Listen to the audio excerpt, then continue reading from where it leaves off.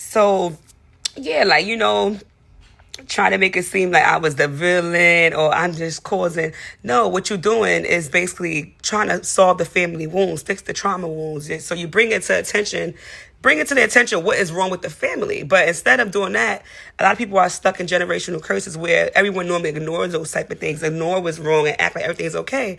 And normally the chosen one, which God sends through many families and many circles to help lead people back to the light.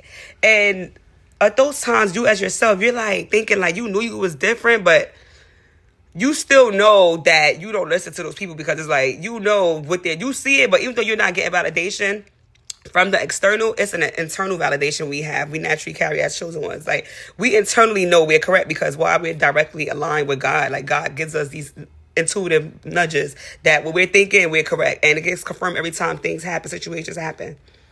And then you might go through these phases in life too, in school, right?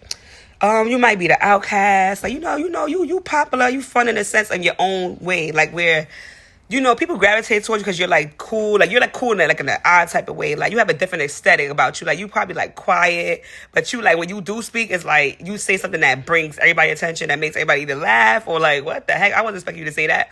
So chosen ones, we naturally have that aura where it's like, we're quiet, but we so observant because we are learning everybody's body language, their movements, their reactions, how they react to what, and when they choose to react. We're such,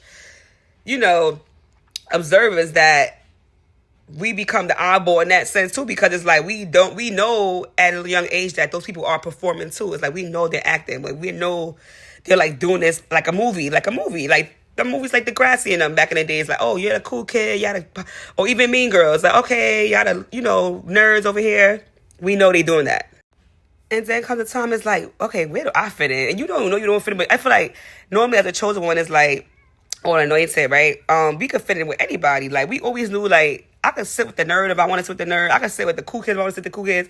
I could sit with the band class. I could sit with track. I could sit with the artists, poets. I could sit with anybody. So it's like we always had a hard time trying to fit in where we don't belong because there's no category for us, So then that's when the problem comes where it's like, okay, now you start getting attacked by the Agent Smiths in school, where it's like, why doesn't this girl care to be our friend? Why does this guy doesn't care to know who we are? Like, are they crazy? Are they dumb not to want to know us or be our friend? And then we become like, all right, we don't fear nobody. So it's like, literally, because we know we come from God and everybody believes the same. So we're like, okay, what's going to happen now? Like, what are you going to do to me? And then that's when it comes to adverse, when they try to slick talk, make rumors about you.